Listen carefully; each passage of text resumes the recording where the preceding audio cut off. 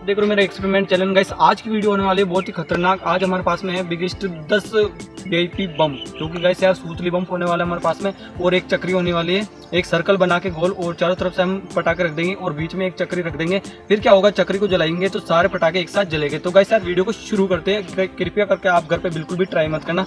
Video कैसे लगे आप वीडियो को लाइक, चैनल पर नहीं है तो चैनल को सब्सक्राइब जरूर करना। चलो गाइस शुरू करते हैं।